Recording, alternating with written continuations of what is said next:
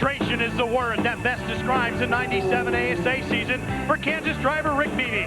Knocked out while leading at Indy, hung out to dry, literally at La Crosse, Wisconsin, while leading with just 2 laps to go.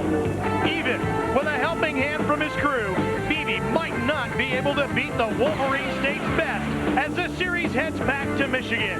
These hometown heroes hunger for the sweet taste of Victory Lane champagne, something they have not been able to achieve this season. They vow, however, to end the drought tonight at Berlin.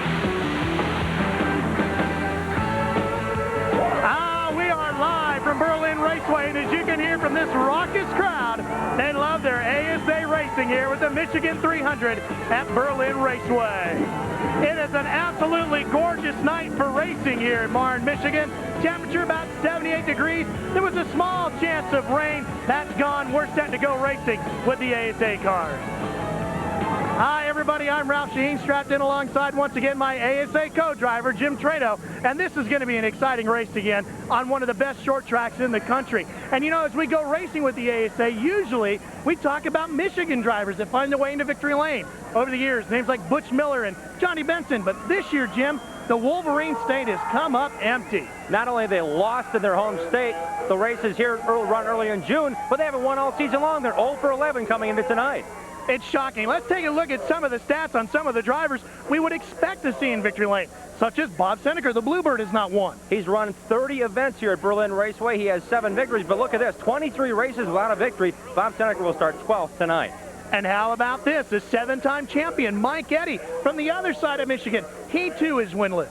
Mike has not won since June of 1996. It's been a 24-race skid for Mike Eddy, who's now 10th in points, finally climbing his way to that position.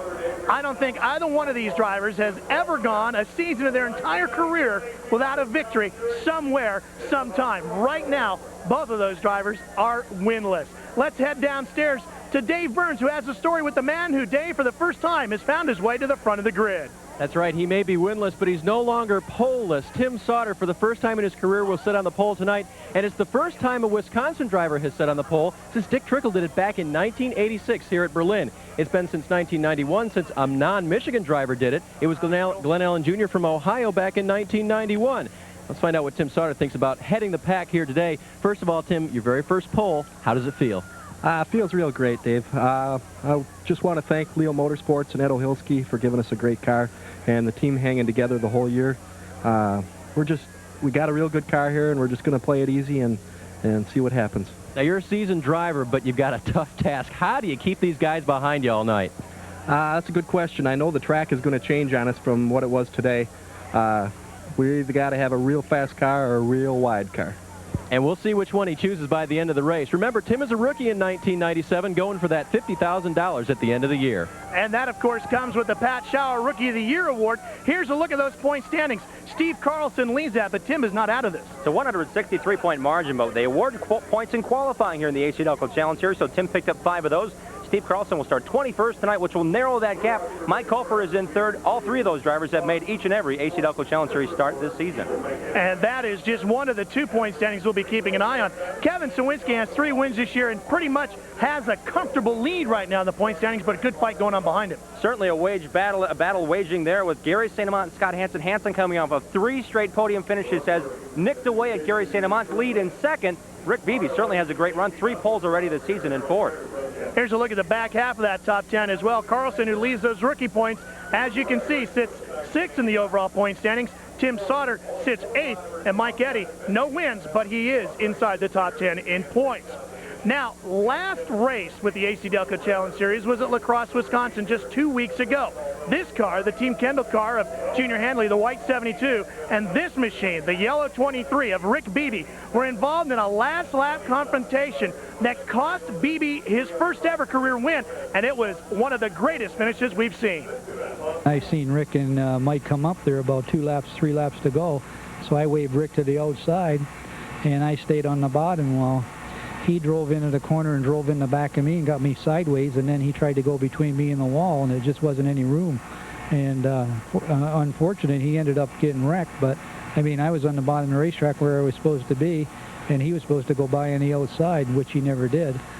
the thing is, I tried to go to the outside, and there was a lot of crumbs in the outside lane, and I don't think Junior realizes it, but he was running in the corners full speed. He wasn't giving us a break, and I think Mike Miller will agree with me, because we've talked about it, several of us had. Junior never gave me a break, he never lifted once to let us go by. The problem is, had I chosen the outside, had he drove in as hard as he had been, pushed me up in the crumbs, we'd have gotten past. And I don't understand why he didn't lift for a second in the middle of the straightaway, let us go.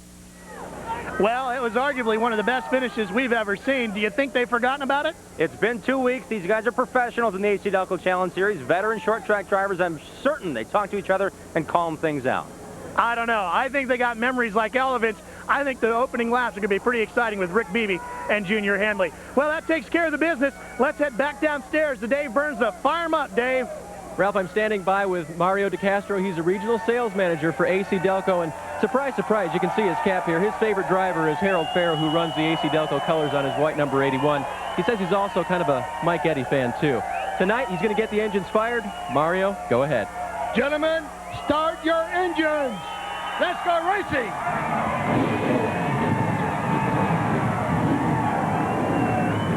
Well, the crowd is fired up and the engines are fired up. We're set to go racing with the best short track sanctioning body in the country. ASA coming your way next.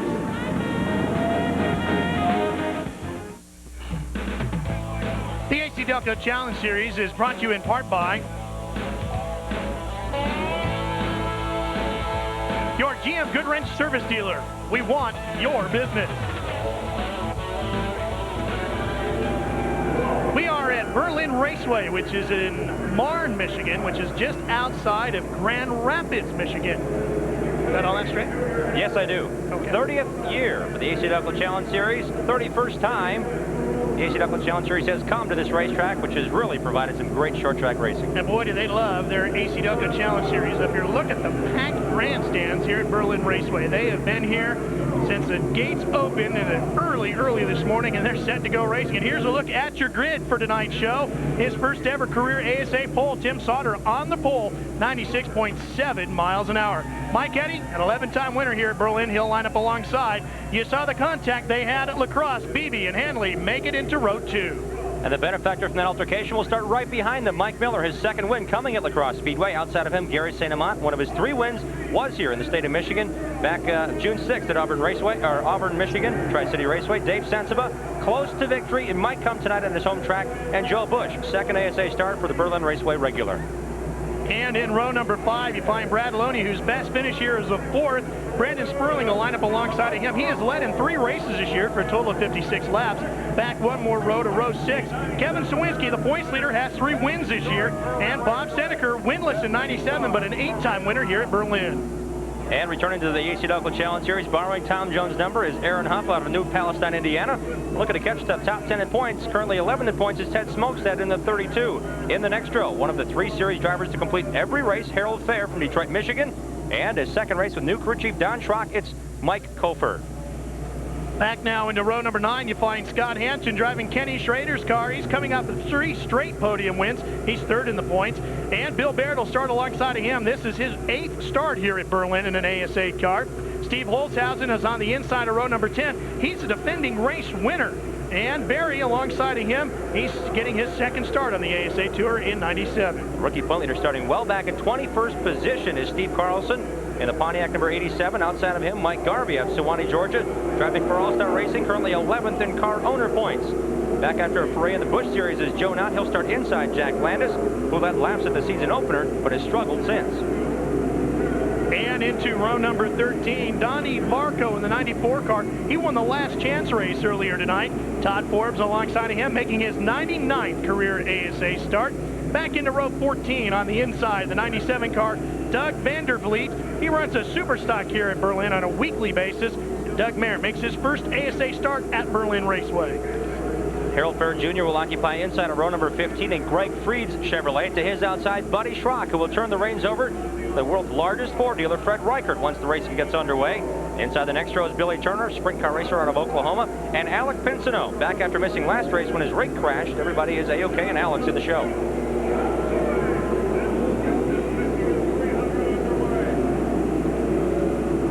And a look at those drivers that did not make the start today. Dave Onspon, his first start of the season. Pat Bordeaux in the Bordeaux Trucking Chevrolet had to watch on the outside. Joe Stefanski Jr. from New York trying to make his first ASA start. And Carol Adamy had to take on the Dorothy Lynch salad dressing at the University of Nebraska Chevrolet back to Nebraska.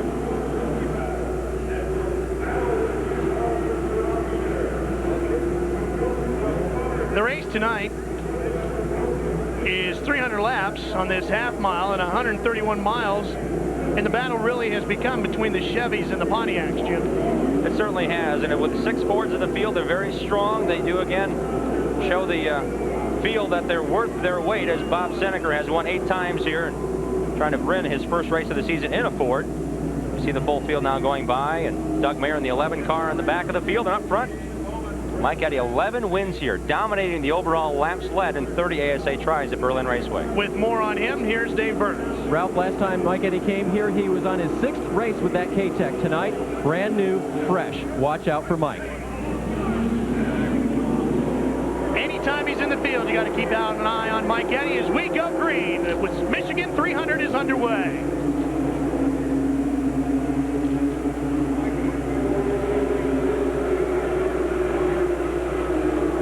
In and out of 1 and 2, smoothly down the backstretch into 3 and 4. Problems for Mike Koper. He drops to the tail end of the field. Tim Sauter leads lap number 1. Mike Eddy sits in 2nd. Then it's Rick Beebe. Mike Miller making a good jump. He's up to 4th. Then it's Junior Hanley, Gary St. Amant, and Dave Sensiba.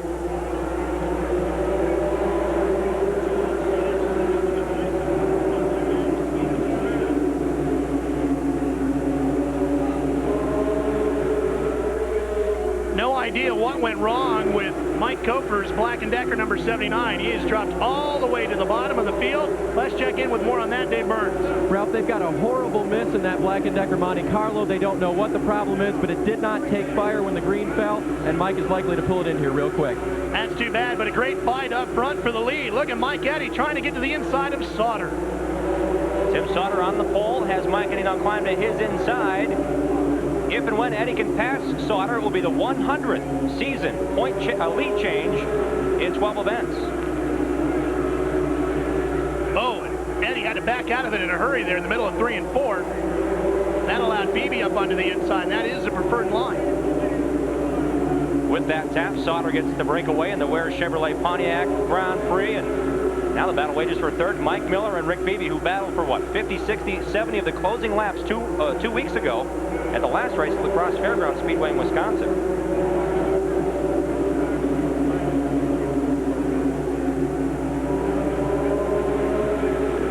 Beebe on the inside. It's really a 3-car fight for 2nd position right now. And you can see Hanley and St. Amant battling just behind them. That's the fight for 5th. Hanley on the bottom of the white 72.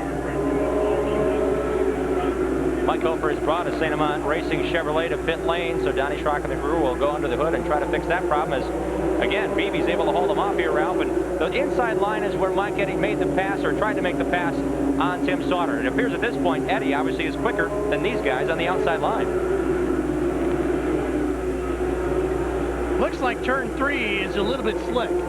See a lot of guys slipping up a half a lane or so as they go down in there. There are 2 4-foot wide patches that go nearly the length of the racetrack from the wall down to the infield, and that may become a growing concern. But as they go into turn number 3, the car is a bit unsettled, but this is not a true oval racetrack. It's quite different. It's almost a short shoot between turns 3 and this turn 4 here at Berlin Raceway. But you are always turning here. One big circle. And here's a good fight a little bit farther back. Bob Seneker in the Bluebird, the blue 84, fighting with Kevin Sawinski, the black number 1. That is a fight for 11th position right now. Seneker, remember, the winningest driver in ASA competition, has not won this year. And Kevin Sawinski is the current points leader. And this fight. Oh, and look at Loney sliding up into Hanley. Junior Hanley has quickly gone back to 10th position as Bob Seneker trying to hold off Kevin Sawinski. Sawinski started the first 5 races from the front row, or darn near the close to the front. He had 14th, his worst starting position of the year. That race he happened to win. at Wisconsin International Raceway. So he picked that win up. Now he starts 11th, his second worst qualifying effort of the year, if you can call it worst, because most drivers are killed to get in the top 11 in this tough ASA field. And this fight going on back behind them. The 4 car. Bush sits in 17th position. He's got Mike Garvey with him in the 8 car and Aaron Huff in that 0 car, filling in for Tom Jones. Actually not really filling in for Tom, but borrowing Tom's number is probably the better way to say it. The reason for that is Tom Jones got hurt, banged his ribs up at La Crosse at the last race, and he is still sore. We'll have more on that story for you in a little bit, but look at this fight now going on again up front as Beebe comes up to challenge for the lead. Mike Eddy's dropped out of the picture, but you see Beebe dropping below the yellow line in turn number 4 to get the run off the inside. Do you think we'll see Rick Beebe driving more aggressively than we have in the past since he's come so close to winning? He's gotten right there where he can sniff victory lane, but he just can't get there. Is he getting frustrated? He could have had 3 victories this season. He was 3 laps from that in La Crosse until the altercation we described earlier. He also was leading the race, or trying to take the lead away from Bob Seneca at Indianapolis Raceway Park back in the end of June. That race ended in an 8th place, or excuse me, a DNF because he crashed out. He recovered for 8th 2 weeks ago, but yeah, I'd say top 10s aren't good enough anymore for this Iowa-based team. I don't think top 5s are any good anymore. Here it is, the battle for the lead position, and Sauter will continue to hold the point, but that inside line is certainly working for Beebe. Mike Eddy tried it, now he's back and forth and regrouping. Sauter doing a great job of holding on to the lead on that outside line. That is not the easy way to do that. Drifts up in turn 3, comes down the middle of the racetrack. His brother Jay Sauter broke the Michigan stranglehold back here in 1992. Jay Sauter scored his lone ASA AC-Delco Challenge Series victory. 26 of the 30 races run here have been won by Michigan natives. Gary St. Amand in the, and look at Mike Eddy get loose. He has really had a problem in turns 3 and 4. He has been loose through there almost every time, and now Mike Miller goes around. Mike Miller goes around. I wonder if there's something on the racetrack, Jim. Mike Miller went in the corner as if nothing was wrong, and all of a sudden he swapped in. So if Mike Eddy fights the wheel in turn 4, and Mike Miller fights the wheel in turn 2, that's a better bet than anything else if there's something on the racetrack, because these guys just don't spin for no reason. Well, they gave a black flag to Billy Turner's number 58. I wonder if maybe that's where the problem was. 21 laps are in, and just Mike Hofer has spent time on pit lane, but now I believe Billy Turner will be given the consultation black flag. Watch the black 88 on the bottom of your screen. You see his rear end just sliding up on him, and look at Sensiba too. Both cars. Dave Sensiba is right behind Mike Eddy. I don't think he was checking up because of Eddy. I think he may have been checking up because of the surface was a little slick. Now watch Mike Miller, the first red car, 3rd car in line. There is a black streak on the racetrack. It's hard to see from that angle, but going into turn number 1, that may mean oil on the racetrack, and ASA officials will check this racetrack out before we go back green. And that could have been disastrous because both of those incidents took place right in the front of the pack, as you see Mike Eddy and Dave Sensiba all scrambling to get around Mike Miller. Within a half a lap, Mike Eddy lost his car in front of the field, and he also could have T-boned Mike Miller's car, but he went to the outside, and there was room up there for he and Dave Sensiba to get by. So there's Billy Turner behind the front straightaway on pit road here, and we'll take this opportunity to step out while the ASA officials take a look at the racetrack. Grease sweep being applied down in turns 3 and 4. We'll be back right after this. Oh, these Michigan fans love their ASA racing. As we come to you from Berlin Raceway, Marne, Michigan, just outside of the city of Grand Rapids. And we are told, Jim, that it was a split oil tank. Just a problem for Billy Turner. And there's up to 16 quarts of oil in these cars. The oil reservoir is behind the driver, and it's pumped up to the engine. It's cooled through those lines, so there's a lot of oil in these cars, not just 5 or 6 quarts like your car at home. That could mean a lot of slipping and sliding, as we saw in both corners. Mike Eddy and then Mike Miller eventually get a bit sideways, and Miller went around in turn 2 to produce the caution. For more, Dave Burns. Ralph, Billy Turner lost a motor. That's the fluid that was on the track. That's what caused some of the problems out there. That was a big break for Harold Fair. They had a right front tire going down. They came in, changed rights, and sure enough, that right front was low on air. Bill Baird changed right side tires at this opportunity as well. They added some wedge to the car because the tires just were not coming to him, and in fact, they had blistered the right front. So a lot of action here in this first yellow down in pit lane. Looking to see if they got a leak around the rim there. And talking to the drivers before the race today, they had mentioned if the right front blisters, you have a pushing problem. If the right rear blisters, you have a loose problem. It's very easy to find. Last June, this past June, we found that the race drivers went 100 laps on this short track without a caution, and the teams that really were struggling, you could tell by the end of that long period of time, there's a lot of blistered tires in the pit area. Well, with all the oil on the racetrack and the clowns in the grandstands entertaining, we're going to take this opportunity to run the concession stands ourselves. Stay with us. We're coming right back.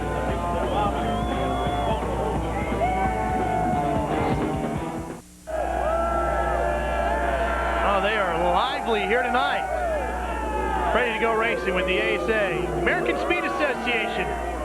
Back to Berlin Raceway for the second time in the summer of '97. Big crowd here. So look from turn one. We're in that booth there on your left. Top of the main grandstand, just behind the start-finish line. Mentioned the race back in June going 100 laps. That's on the backstretch, Ralph. That ain't our booth there. Prime viewing. That is a pretty good seat though on the backstretch. I understand that's the neighbor of the racetrack. That's not on track property, and he sells tickets. On that little stand, he has a little grill back there, a little hospitality area for the neighbor. Kind of like sitting on the roofs at Wrigley Field. Exactly, Wrigleyville, yeah.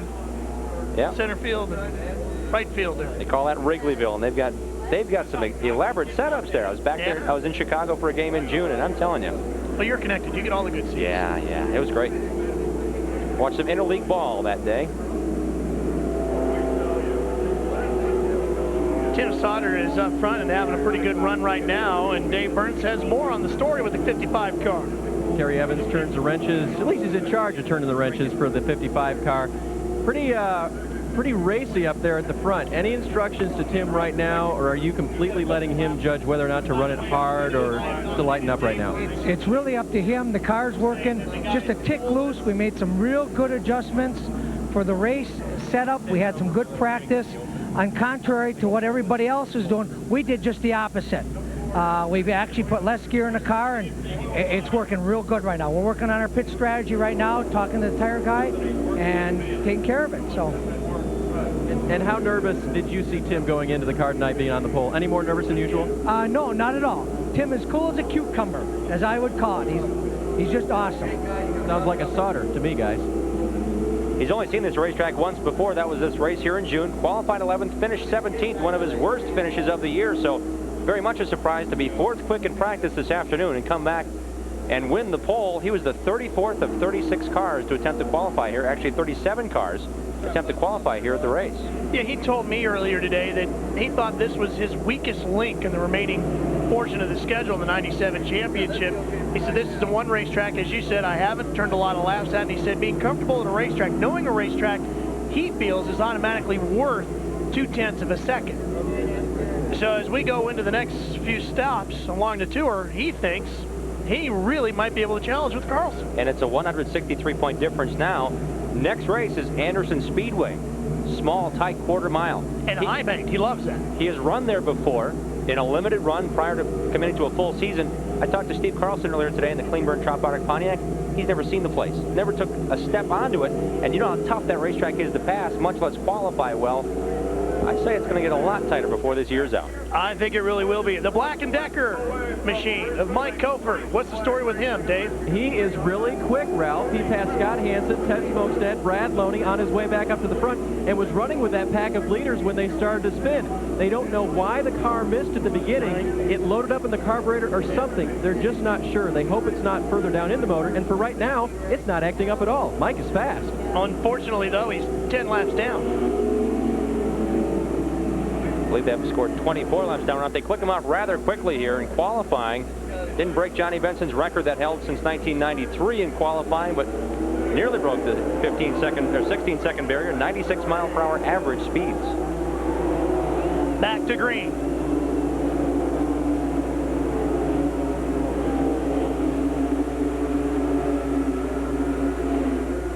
That's the tricky spot right there where the oil was.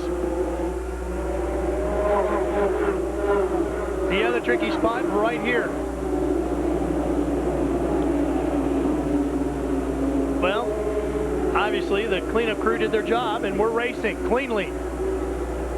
I believe this is the only time a driver does not want to be in the lead position. After a lot of fluid put down on the racetrack, you're the first to get into it. We've seen drivers lose races, get flat tires, run over debris immediately after cautions. Beebe to challenge on the inside, the yellow 23, inside of Sauter's 55.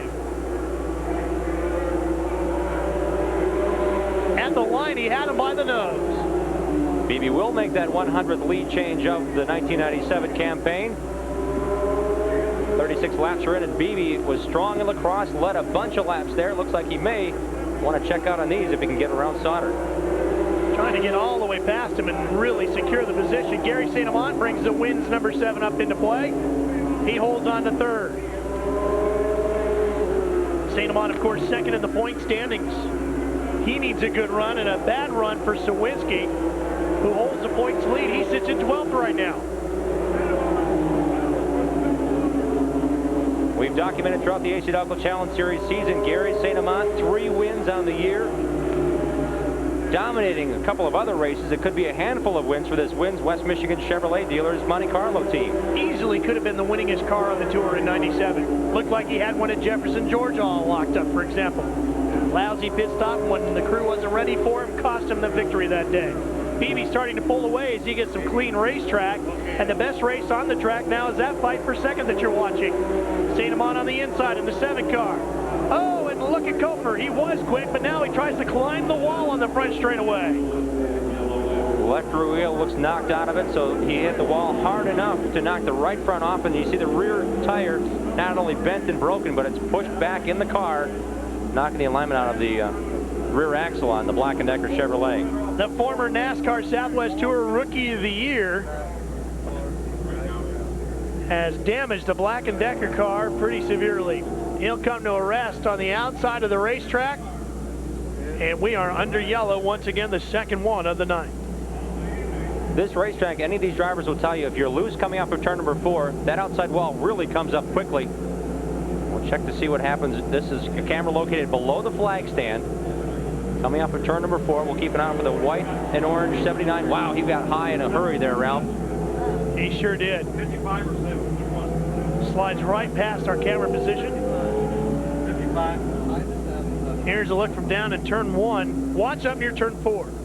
There he is, up in the gray, so no catching it up there, Chip. He was on the outside of Scott Hansen's Berger Chevrolet number 52, and as he went through turn 4, he may have just gotten out of the racing line and got up into the loose stuff and into the fence. He did a good job of keeping it up there along the wall and not drifting back down into the rest of the race traffic. Well, we got a little more to clean up. We got to get Mike off the racetrack. As he unstraps his helmet, he's lowered the window net, letting the safety crews know he's okay.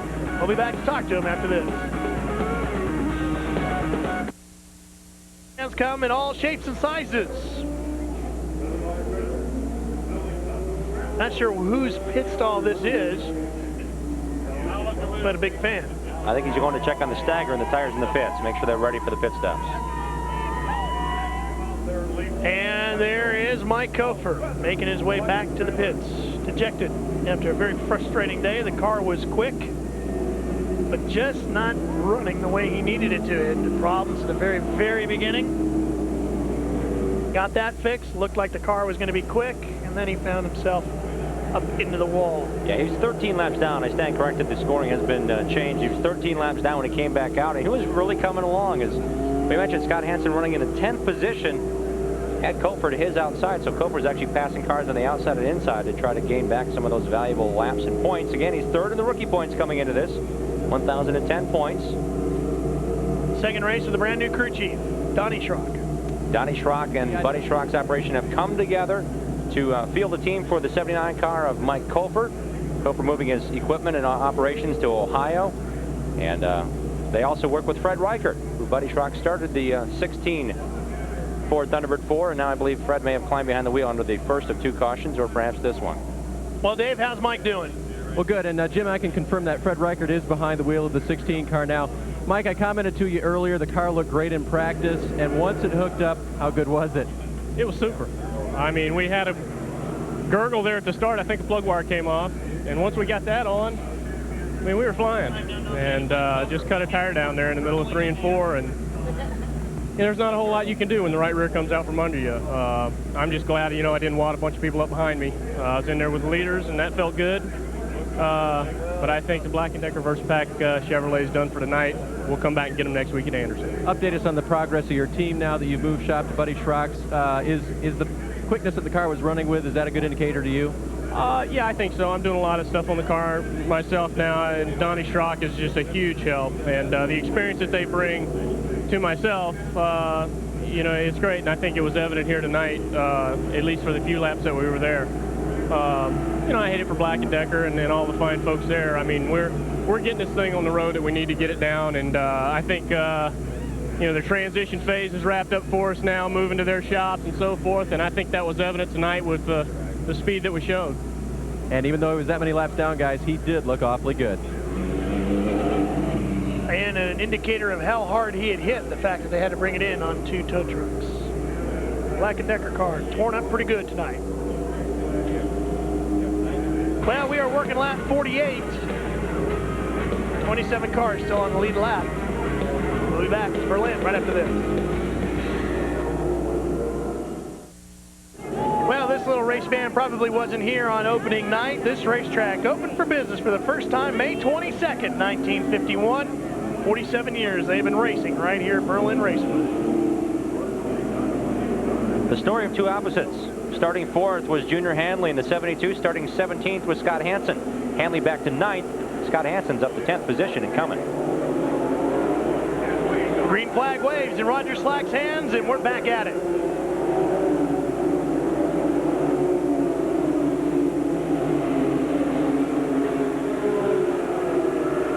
That restart was the one thing that Beebe did not need, as he had opened up a pretty good lead, Jim. He had about 2-3 second lead on the pack. Brad Loney, the Bun Saver 33, and Ted Smokestad in the 32 coming after him. They run back in 7th and 8th position right now. When a driver has held the lead, as Johnny Benson did in both events in 1995, sweeping those as he was running for Rookie of the Year honors in the Busch Series, came back here, won both those events. When he was leading, as Rick Beebe is, he had some distance on the field. I've seen Mike Eddy lead by 20, 30 lengths, 4 or 5 seconds. It really becomes a pattern and a rhythm. If you've got clean racetrack ahead of you and you're able to be pulling away from these packs of side-by-side racing, it really makes a difference, and these drivers actually do pick up speed in the lead. Contact in the fight for 8th as Junior Hanley slides up into Ted Smokestad. Smokestad in that 32 car, the red, white, and blue machine, has got trim blasts on the side of the car. His father was happy to announce earlier today that Trim Blast will sponsor this car for the rest of the season. They're really excited about that. Of course, Trim Blast had been a race-to-race deal. Alec Pinsino, who also is in this race, in car number 93, currently running 28th, is the owner of Trim Blast and has decided to have that sponsorship continue for the rest of the year with Ted Smokestad. Good news there. Fight for second, Gary St. Amant, the wins, number 7, inside of the 55 of Sauter. For the 4th straight race, Tim Sauter has been at the front of an AC-Delco Challenge Series event. In a rookie season, you would expect maybe a handful of top 10 finishes. As difficult as it is, with this series running throughout the country, 10 states, 20 races, it's a very impressive run for Tim Sauter, second-generation driver out of Necedah, Wisconsin, to do as well as he has against a 12-year veteran like Gary St. Amant here tonight. Looked like a little contact between Sauter and St. Amant, and look at the lead that Beebe has already. He's up to 3-4 seconds again, Jim. In that mode of rhythm racing, Beebe has nothing to worry about. Clean racetrack ahead and a building lead behind. Well, and that side-by-side racing behind him is slowing them down. Look at the gap as you see the interval.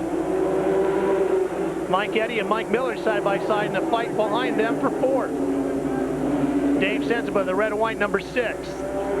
Loney, Smokestad, and then this side-by-side battle with Hansen in the 52 and Hanley in the 72. Hansen trying to take away 9th, but you see how close this battle has become for second on back. Mike Eddy within 2 inches, you'd say, of Mike Miller's left side door in that turn. Beebe, meanwhile, on a Saturday night cruise up front, no problem. Now St. Amant locks into 2nd place. The wins, Lane Automotive number 7, securely into that position. And Mike Miller pulling around in front of Mike Eddy to take 4th. And look at the fight for 8th as Hansen continues to move up. And that white 52 driving for Kenny Schrader. Hansen started 17th, currently battling for the 8th position. Side by side behind them as well. Look at this. Bob Seneker and Junior Hanley. My guess is Bob Seneker cannot run his race right now because the pace set by the leader. Seneker likes to hang back. Knowing that Rick Beebe is turning the quick times that he is, Seneker can't afford to be in a comfortable pace. He's got to pick it up and get as high as he can, because we've seen top 4, top 5, even the top 6 guys stay on lead lap at halfway points of races, including here in June when Sawinski had him covered for a while. That's where Seneker gets the nickname the Sneaker from. He likes to linger around in the back and then sneak his way up into contention before the race is over. Boy, Scott Hansen looked through a 3-wide effort in turn 3, thought better of it, and will stick behind the Bud Saber Pontiac for a moment. But the way Hansen looked low, he's telling Brad Loney 2 things. I'm faster than you are, and if you make any sort of bobble, I'm by you in my Chevrolet. That's the fight for 7th. Loney, the blue 33, the Bud Saber car, has the position. Smokestack trying the outside down the 32. Hansen in the white 52 has sponsorship from Berger Chevrolet. Matt Berger here in Grand Rapids, Michigan, is a longtime supporter of the ASA series, but always did it with ASA champ and now Winston Cup star Johnny Benson Jr. The last time we were here in June, Hansen ran with the Johnny Benson Fan Club as his sponsor, and now Hansen steals Benson's sponsor for a 1 race. And Scott told me he even has Benson's traditional pit stall at the far end of pit lane, down near turn number 4. Maybe all that Benson good luck will rub off a little bit on Hansen tonight. The capper on the point there is that he also had Johnny Benson Jr. take his car around in 1995 and figure out a setup. When they were here in June, Scott Hansen was in a Pontiac. He couldn't use the previous notes he had.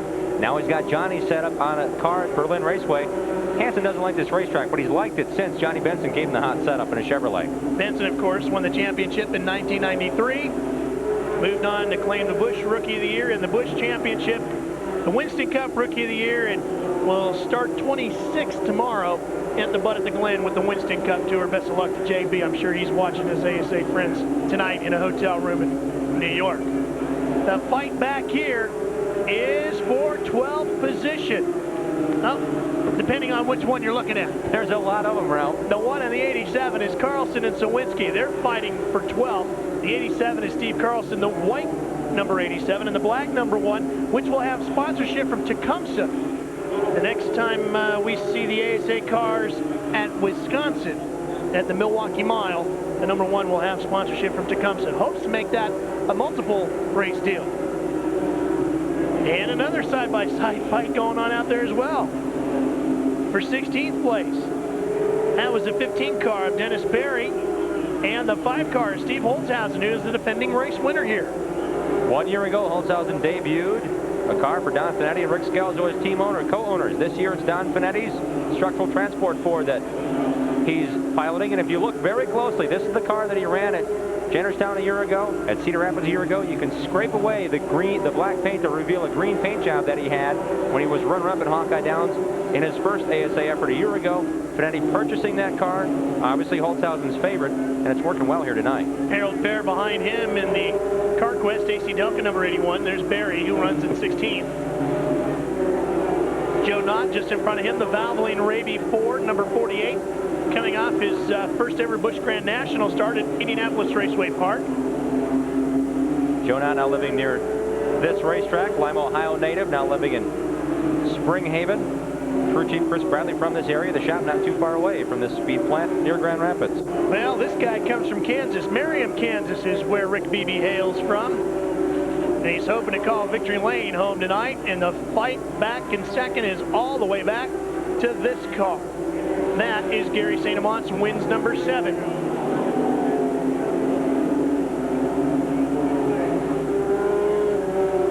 The wins car sits in second place. And with more on the story of the leader, here's Dave Burns. Ralphie had kind of an up-and-down week off. His best friend, Lori, has a little son named Austin, and unfortunately, Austin was bitten by Rick's dog.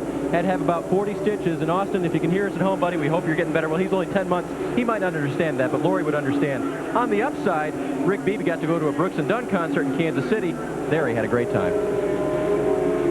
Well, that does qualify as a up and down kind of thing, doesn't it? I'd say it does, and I would think that the inspiration for that may cause him to check on out and maybe even file into victory lane for the first time in his AC-Delco Challenge Series career.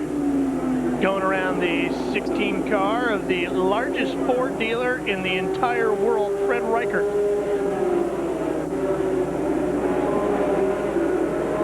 Maybe just motoring along right now.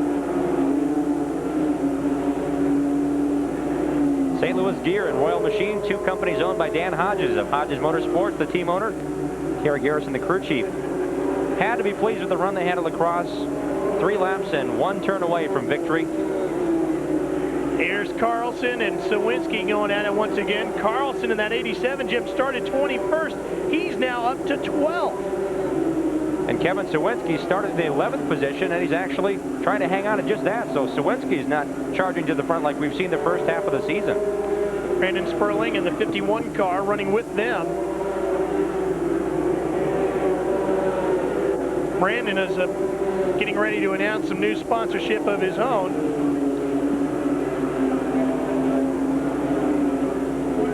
Brandon will have Truck Care Transfer as a new primary sponsor on that 51 car. Next time we see it, it should be painted white, not black.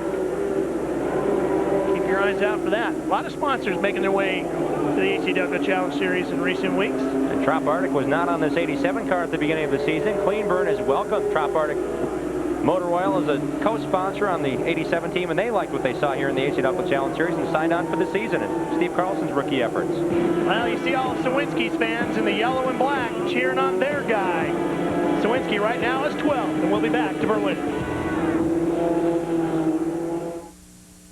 Fair Jr. driving the number 80 car, which is normally piloted by Greg Freed, has just spun over in turn 2. Got the car righted and is back underway.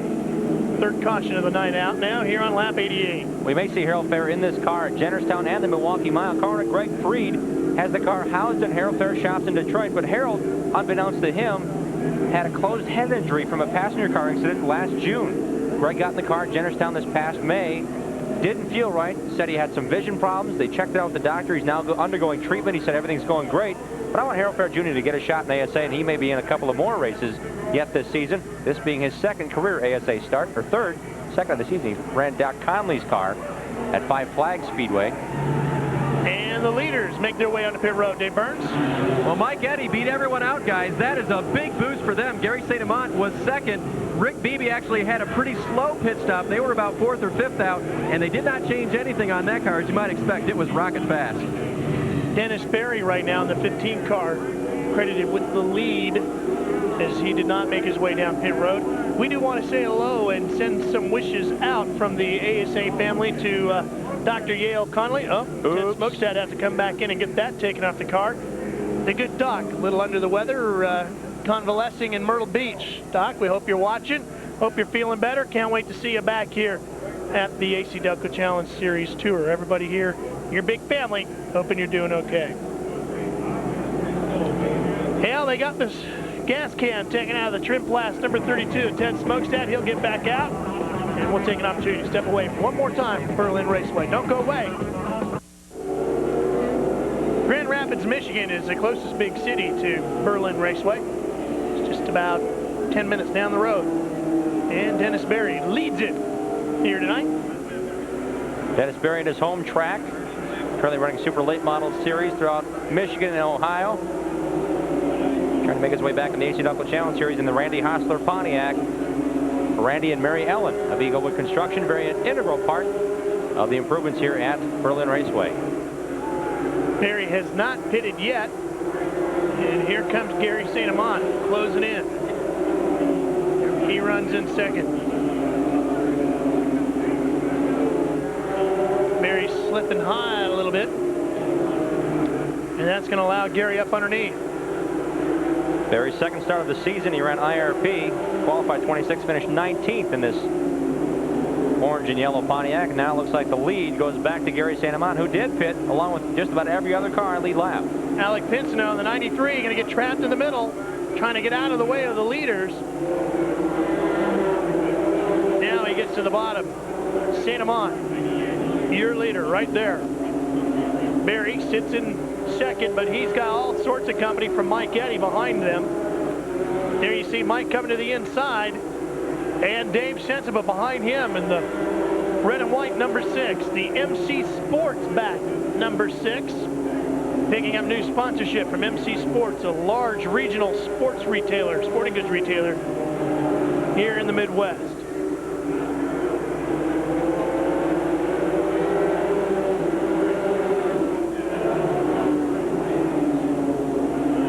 Donnie Varco was the 23rd and last car in lead lap. He's now been passed by Gary St. Amant as we watch this battle with the 15 of Barry and the 88 of Mike Eddy. Eddy had an awesome stop. Back in June, Ralph, Mike Eddy had some great pit stops, but Kevin Sawinski was beating him out of the pit simply by track position.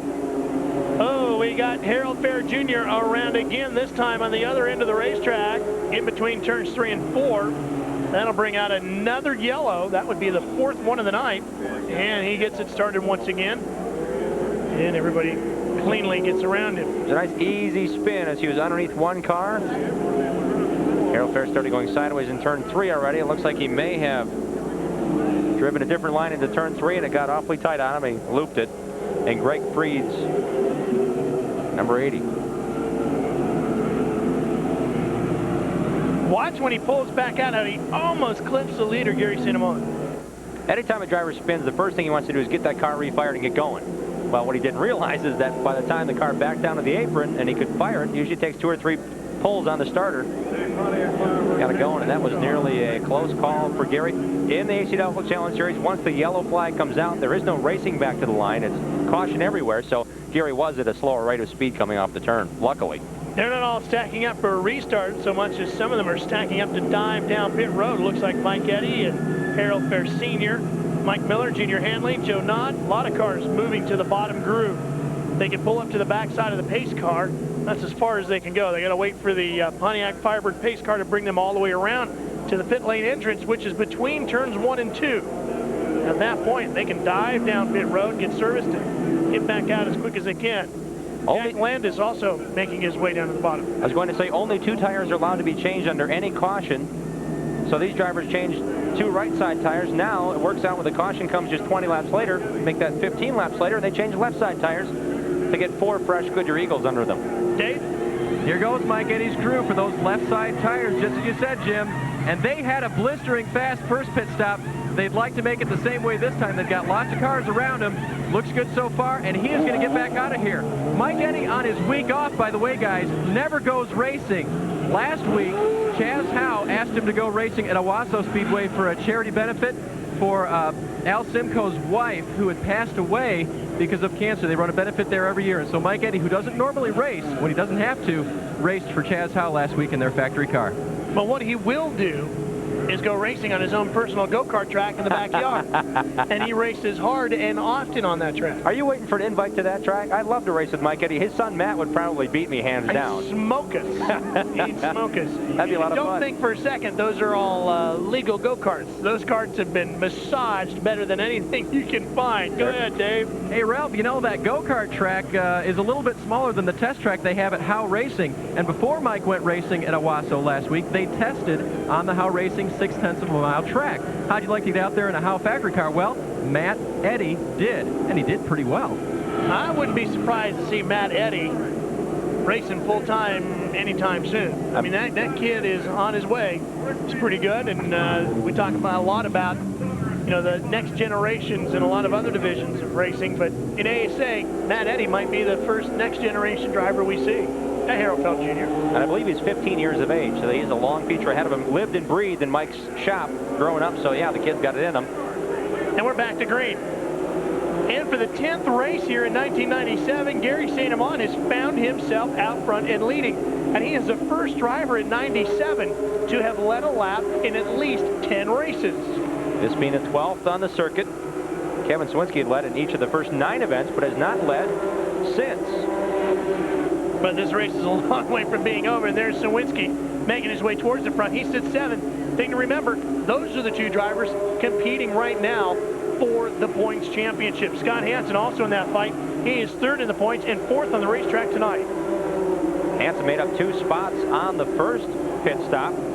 Took on right side tires. Elected to stay on the racetrack for track position.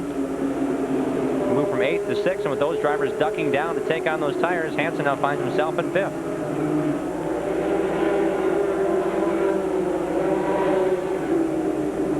Alec Pinsino pulling back out onto the racetrack. You see him on the bottom of the racetrack. And Billy Turner, we're told, now behind the wheel of Alec Pinsino's number 93. Alec has had a rough night. He tore up his primary car earlier today in practice. Struggle in his backup car. Now it's put Billy Turner, who lost a motor earlier on in the night, behind the wheel of his car. You're looking at Sawinski in the number 1 car inside of Sauter's 55. This is a fight for 6th position. Seneca, the Bluebird, car number 84 on the outside behind them. And Steve Carlson, the rookie points leader in the 87 on the inside of him. Now remember, Carlson in the 87 is the rookie points leader, and Sauter, just 2 spots in front of him in the white 55, is second in that Pat Shower Rookie of the Year points chase. Mentioned Mike Eddy's week off. Well, a number of the AC-Delco Challenge Series drivers raced in Wisconsin this past Tuesday night, a 250-lap race at Wisconsin International Raceway. AC-Delco Challenge Series drivers swept the top 4 spots. Kevin Sawinski didn't fare that well. He finished 18th, but the leader at the pack at the end of the 250 was Steve Carlson, winning his first ever Dixieland 250. Hansen was second, Garvey was third, and Holtzhausen was fourth. For more on Sawinski, here's Dave. Right before that caution, Mike Chaffee, the crew chief for Kevin, thought he off the course. Well, we're struggling to hear Dave. We'll get more on that story on Sawinski when we can get more from Dave. Up front, meanwhile, this battle brewing. This is for the lead.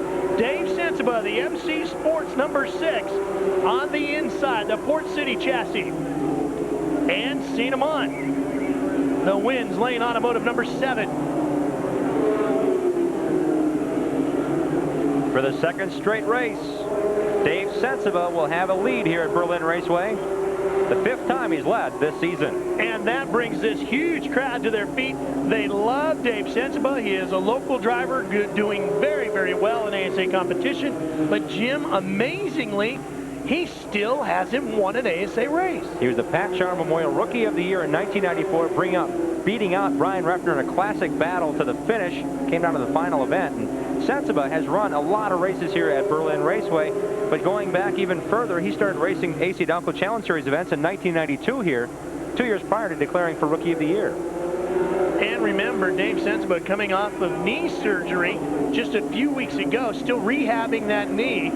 He is not 100%. I watched him walking around the garage area earlier today, still limping pretty heavily on that knee.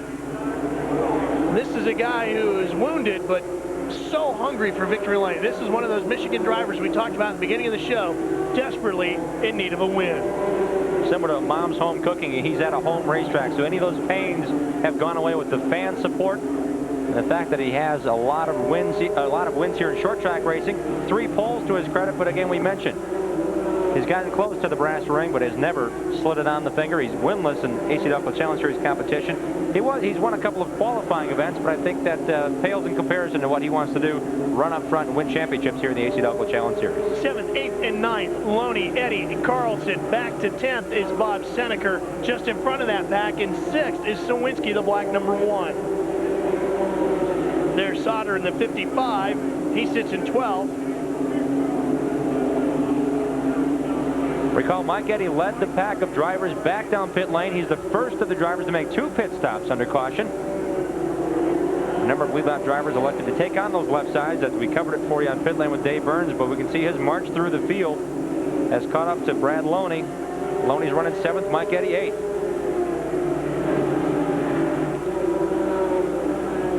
Well, Loney really having at it with Sawinski right now. Right up on the inside of a contact in there, you think, Jim? Don't know, but Sawinski has the advantage with the slower car of Alec Pinsino to the inside. Loney will have to back off and give Sawinski the spot. Very close racing. The easiest indicator to see if they've touched is normally these Goodyear Eagles will rub on each other. You see the black mark right through the number 1 of Sawinski. That's called a donut. Don't know if that was created by the close racing here with Brad Loney out of Cedar Rapids, Iowa, and the Bun Saber. Flex Steel Pontiac, but they continue to wage war here for that 7th spot. Well, and Loney's dealing with a unique situation as he gets inside of Sawinski for the first race ever in Brad's career. Faber Miller, who is a regular on the crew, is not here. Faber's not here? Faber is not here, and that sounds like a small thing to you, but one crew member can make a huge difference. And if you're used to seeing that guy in his position week in and week out, Faber unable to attend here tonight, it can make a huge difference on pit road. He may have the youngest crew, but he has the most dedicated crew anywhere. His crew chief, Kurt Beckler, was a crew chief at age 27. They started racing this series in 1992 when the cars were modified to be very uniquely fitted to the V6 power plants. And boy, Loney certainly has had a struggle this first half of the season, but now heading into the stretch run, 12 races into the season. Loney now running with Mike Eddy and Kevin Sawinski. And Mike Eddy has gotten past both of those drivers. He is now into 6th, chasing Dennis Berry for 5th. The fight for 2nd. Beebe has caught up to the backside of St. Amant.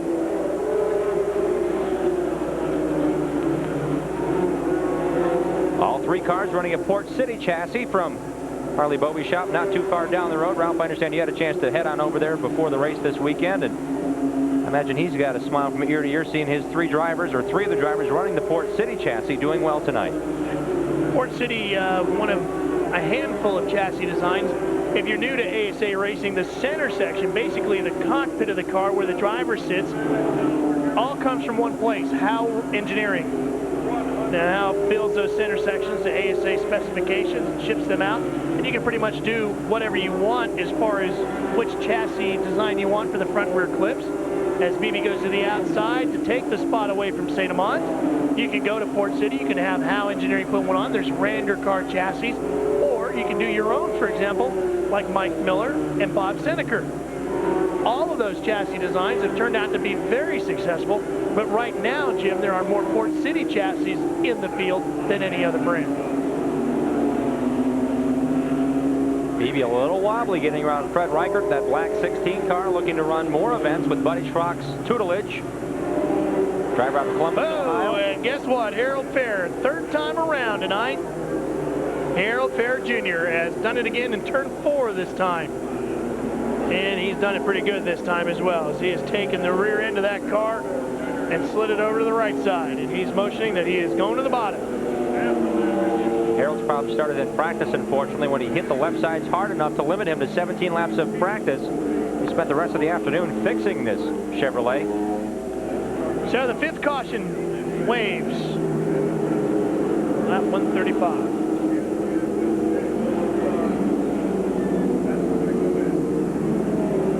Got to look at some of what happened here. Let's keep an eye out for that red number 80. Should be at the top of your screen. There he is, already sideways.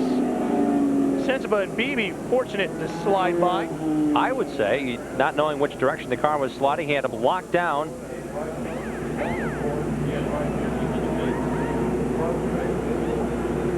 There is smoke, Ralph, for the car, the white car right here coming to the screen. Yeah. A lot of smoke coming out of Jack Landis's car.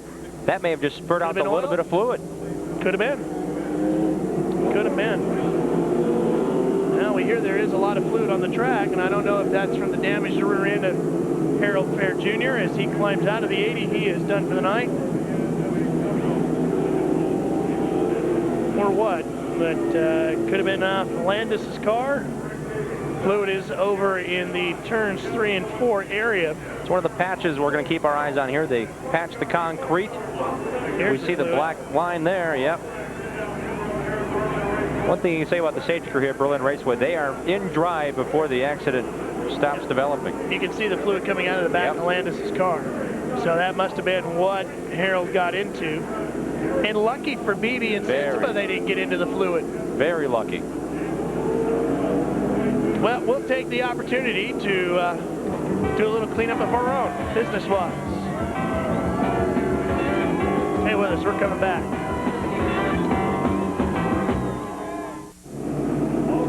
Mike Eddy's crew watching their driver out on the racetrack. He's having a pretty good night tonight. Mike currently sitting in 2nd place. I understand it was power steering fluid dumped from the Jack Landis 07. Actually, Mike credited with the lead. Our scoring monitors off a little bit. Now it turns around on us, and Mike now moved to the front. The power steering fluid is awfully dangerous on the race surface. Anytime you have any fluid on the racetrack, it's dangerous, but power steering fluid, rear end grease are a little bit slimier than motor oil, and motor oil sometimes splashes and dissipates. That grease really gets down and creates havoc. Tires don't have grooves in them. They need a flat, dry surface to adhere to the racetrack.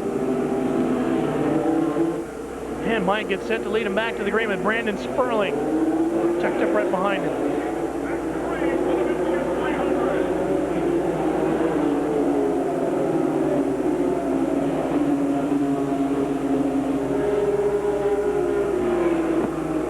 Mike would love nothing more than an opportunity to pull away right here, wouldn't he? He has led races here and dominated events here at Berlin Raceway. 11 wins in 30 tries. 1/3 of the events run here have had Mike Eddy taking home the championship trophy. His home track is in Auburn, Michigan, Tri-City Speedway, where the ASA-Delco Challenge Series visited there. He was shut out of his home track. He had a chance for a win, got involved with, I believe, Rick Beebe at that event. Here at Berlin Raceway, had a great race going in June. Contact with Andy Bozel's lap car caused him to spin. I believe Eddie may have had a shot at victory there as well. You're looking at the fight for 6. Smokestad, Holzhausen, and Hanley. 6th, 7th, and 8th. It really becomes a side-by-side battle for 7th now. Holzhausen on the inside, the black 5. Hanley on the outside, the white 72. He'll take it. Kendall Oil, Port City number 72 of Junior Hanley. Nicknamed Mad Dog, started up pretty good tonight on the 2nd row. We've been waiting for Junior to get back into what we know, Jim, as traditional Junior Hanley form, running up front, running competitively for the win week in and week out. Tonight looks pretty much more like the Junior of old. Finished 5th at Indianapolis Raceway Park. That's his lone highlight this season. Qualified 4th here tonight, drifted back to 9th, and now trying to make his way back to the front. 22 cars still on the lead lap as we watch the fight for 2nd. That was Harold Fair and Brandon Sperling. Harold Fair Sr. on the inside, the Detroit, Michigan native. On the bottom, one of the elder statesmen of ASA. I watched Harold Fair win the Michigan 300 here in 1989, 1 week after gallbladder surgery. One of Harold's 5 victories came here at Berlin Raceway. Brandon Sperling, one of the young up-and-coming Chargers on the AC-Delco Challenge Series out of Southern California. Harold running him up a little bit. Brandon tries to come back, and Harold starting to solidly lay claim to 2nd place. Harold Fair has started each and every of the 30 events here run since 1981 in the AC-Delco Challenge Series, this being the 31st running of an event at Berlin Raceway. Chet Mislowick and the family really taking care of this racetrack well, and the fans, man, they're out here at 9 in the morning putting blankets down to reserve the general admission seating for their family, their friends. Great partying going on in the parking lot, a great atmosphere. It's getting to the point now where you got to try to sneak out here earlier in the week and climb up into the grandstands. Talked to some people who came out on Thursday, snuck into the racetrack, put their blankets down, covered them up, and got ready for the race on Saturday night. Here's a look at the mid-race recap. 6 leaders and 5 lead changes, but I think a lot of laps under caution is kind of the problem, the early stages of this one, getting this one up and going. Just a handful behind the wall with Mike Eddy at the point. He's doing what Rick Beebe did earlier in the event. Get out and lead by 2 or 3, 4 seconds. Mike Eddy, speaking of leading, has led now 24 of the 31 races here at Berlin for a whopping 1,920 laps. That is a lot of leading. Unbelievable. Finished out of the top 10 just once in 30 tries here. This fight with Smokestad and Hanley and Knott and Beebe. Joe Knott listed in 5th in car 48. Beebe on the inside in the 23. That would be 6th position. Smokestad 7th, Hanley in 8th. Rick Beebe and his crew chief Terry Garrison have talked strategy. They have elected to use that inside line. Some of the teams quicker on the outside for a time. Rick Beebe's been fast all night on the bottom group. Look at this, side-by-side racing for 2 different positions. Knott and Beebe for 5th. Beebe takes it. Smokestad sliding in behind him as he has gotten around Junior Hanley. That puts Smokestad up into 7th. Hanley sits in 8th. Scott Hansen runs in 9th, and Steve Holtzhausen is 10th, but up front, the Polar Bear. From the other side of Michigan comes Mike Eddy. Some of them love him, some of them hate him, but Mike Eddy is leading in the Michigan 300. And a shocking development here in the Michigan 300. Gary St. Amant, the Wins Lane Automotive number 7, had been up in the lead at one point tonight. He is second in the point standings. Looked like a contender for the win tonight, Jim, and he just dove down pit road.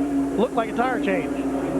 Certainly did, and he came flying out of the pit area, but when he went down pit lane, the way it's structured here, it's a hard left-hand turn. The pit lane starts at the dead middle of turns 1 and 2, so he had to slow way down to get in the pit area, then come all the way down pit lane, get a change, and come back out. He is now 2 laps down, listed in 24th. He'll be fun to watch, but he has a long road to hoe. Anytime you see Mike Eddy at the point, it's even harder to figure, hey, we might still have a shot at this thing. Traditionally, Mike Eddy, when leading, gives you every idea that it's not going to be your day if you're a lap down or even 3 spots down to Mike. And this is not the kind of racetrack where it's easy to get it back. So Gary St. Amant frustrated at this point as we go back to the front where we find Mike Eddy, the 7-time champ, the second winningest driver in all of ASA history, still looking for his first win in the 1997 series. He leads it right now. The Black 88. We'll start making our way back through the field. Let's see if we can show you some of the other cars. The 26 car, that is Bill Barrett. He's listed in 21st position right now in the Speedy Pot number 26. Just went a lap down to the leaders. Driver out of Sturgis, Kentucky. Back behind him is Gary St. Amant, who we told you runs in 24th. And behind him, the 94 car, Donnie Barco, one of the locals, runs right behind Gary. Barco is about 10th in practice speeds on the chart. Slipped a little bit qualifying and had to win the last chance race to make it in. Up, Reichert spins it on the front straightaway in the 16 car, Fred Reichert. This is his first run with the ASA series in the 26 machine. Now, Buddy Schrock, as we told you earlier, got this car going for Fred. Fred is the world's largest Ford dealer, period. Nobody else can argue 100 acres, and he has 9 different brands of car that he's selling above and beyond the Fords. Talk about a successful businessman in Columbus, Ohio. So there you see him getting it, obviously driving a Ford. Got the car going with Buddy Schrock helping him. And he is out enjoying the professionalism of the ASA series. Future ASA star right there.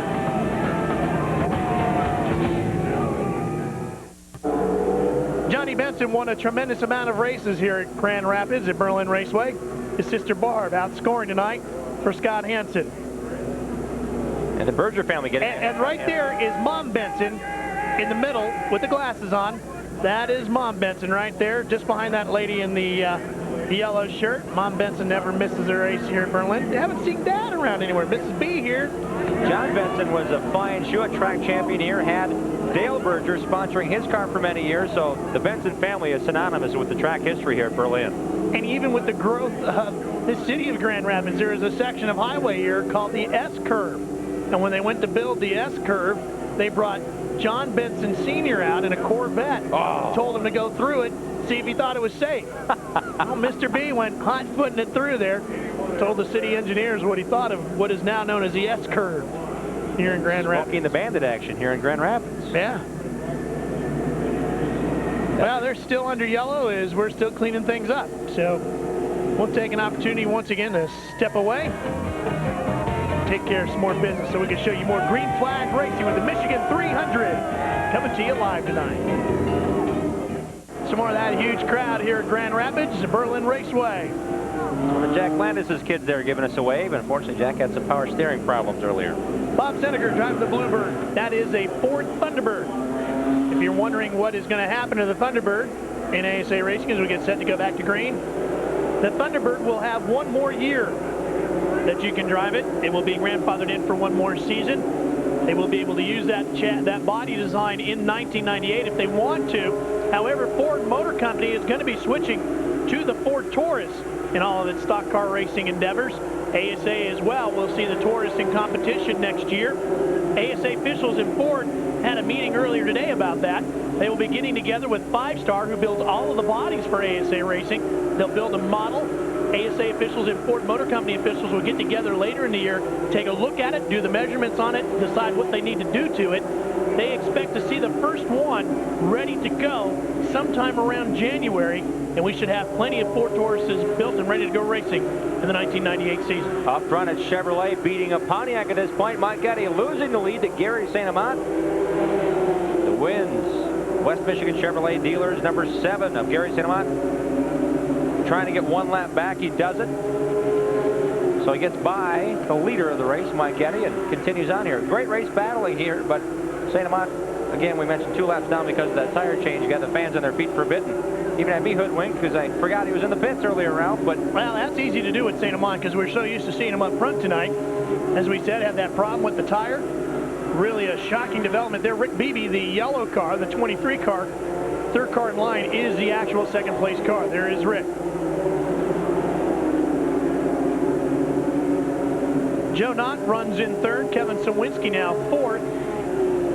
Hansen is 5th, Harold Farrer Sr. is 6th, Dave Sensiba 7th, Mike Miller is 8th, Joe Bush in the 4 car is up to 9th, a great run for him. Steve Carlson is 10th, Mike Garvey having a pretty good run, he's 11th, Loney is 12th, Brandon Sperling is 13th, Seneca 14th, and Holt Townsend 15th as you watch on the inside, the 81 car of Harold Farrer Sr. fighting with Scott Hansen. That is a fight for 5th. Harold Farrer again using the inside line of that AC-Delco CarQuest Pontiac. Hansen, the AFCO Racing Chevrolet to the outside. In the Berger Chevrolet machine, Hansen up on the outside. Here comes the MC Sports car number 6 behind him of Dave Sensiba. Not only is Dave Sensiba from this racetrack in this area, but his car owner Leroy Troop has had so many successful champions running with his operation. Glenn Allen Jr., Butch Miller, those guys have been wonderful to watch over the years here in AC-Delco Challenge Series competition. They got together in January, formulated a team. Sensiba watching this battle for that position number 5. Look how close Hansen and Harold Farrer have been running lap after lap. Not putting any donuts on the sides of the cars either.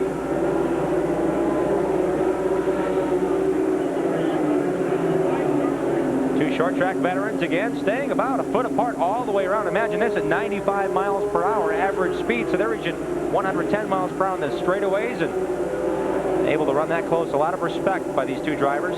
Tremendous concentration. Putting those cars in the same spot lap after lap, staying clean. And Mike Miller coming up now in the 18 car.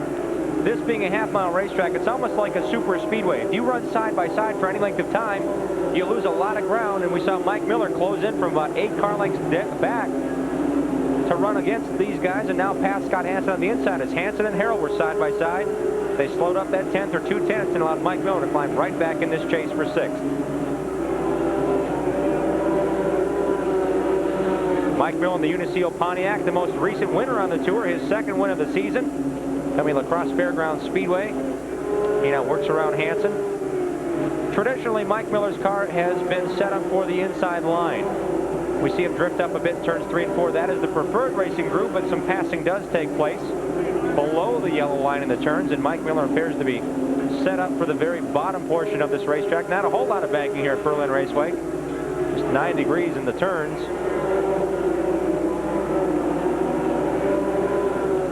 And he makes the pass on Hansen. Hansen now back to 7th. Mike Miller charging up through the field at 6th.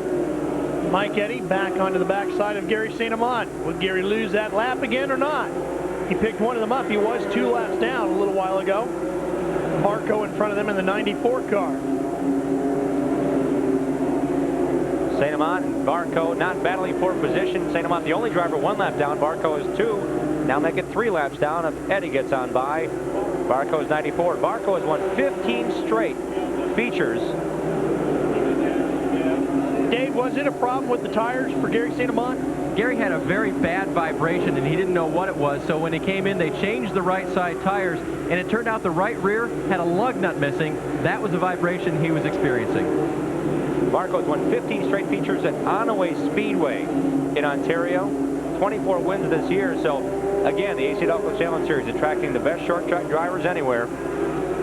Barco, his best run to date in the AC-Delco Challenge Series, now goes down Gary St. Amant trying to do just that. Anything but go back 2 laps down. St. Amant 23rd. Barco 3 laps down and 24th. Gary's done great in qualifying this year. In fact, he leads the AC-Delco rapid fire qualifying points, but it's finishing her races that's been the problem for Gary. He's had a cooling problem in Kentley, North Carolina. Bad pit stop at dropped him back to 12th in that race. He also had an engine let go at Wisconsin International Raceway, had that power steering belt come off. Sauter, by the way, Tim Sauter right now, who started on the pole for this one, is struggling a little bit. He is all the way back to 18th, Dave. Ralph, the problem that they have right now is a very, very tight race car. The thing just will not handle for him. Fortunately, that's not as bad here as having a loose car. It's just slow. So when he comes in the next yellow flag, they want to get right side tires on there and try to loosen him up. He is second in the Pat Shower Rookie of the Year points and 6th, 8th overall in overall point standings is Tim Sauter. And Reichert on the inside of him in the 16 car. Fred Reichert has had experience in ASA as a sponsor. He sponsored Gary St. Amant's runs at Columbus Motor Speedway, the home track for both of those drivers, but now has bought a car from St. Amant Racing and has put this Ford in the field. Didn't make the show at Hawkeye Downs, but now is running with the AC-Delco Challenge Series with the help of the Schrock brothers, Buddy and Donnie.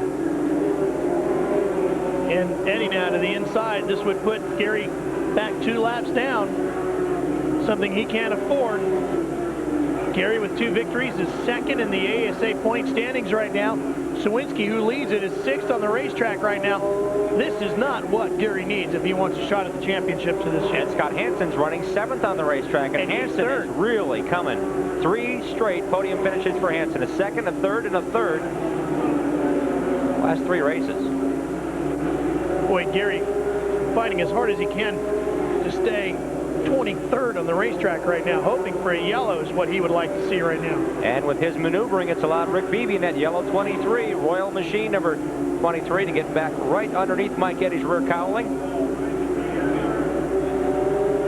Notice there's no back straightaway wall. All the haulers are parked off of turn number 2 here at this racetrack. And yes, we have seen cars go off the back stretch, and if they weren't paying attention in the old days, they lose a car or two and then say, where is that number 9 car? And they come right back on the racetrack a couple laps later. Billy Turner and Alec Pincinose, number 93 on the bottom side. The next car to go down the lap. And I don't think Mike is racing so hard to put Gary down another lap as he is trying to stay away from Rick Beebe. Beebe in the 23 car sits right behind him. Still looking for his first ASA win. Bud Gavin looking on, hoping Gary St. Amant can get back around and pick up another lap.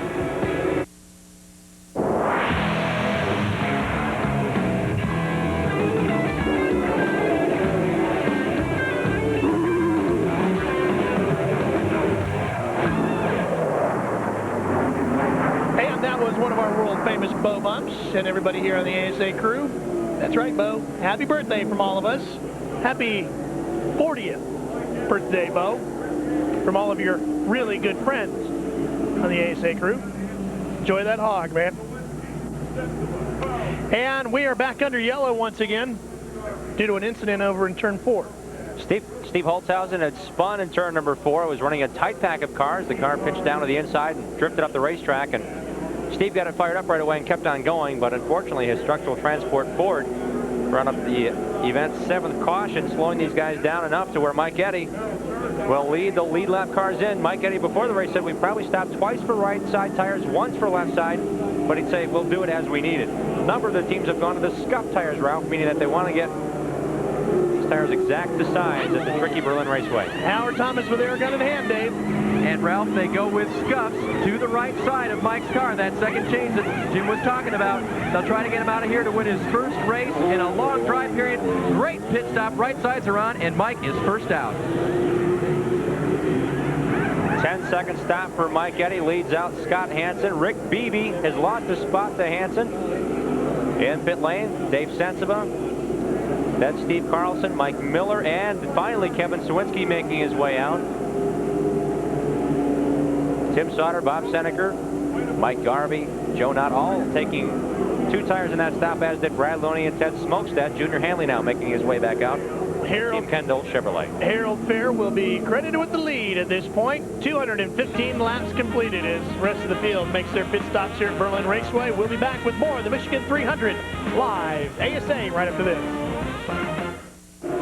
Harold Fair has not won an ASA race since 1990 at Anderson. He is a leader right now.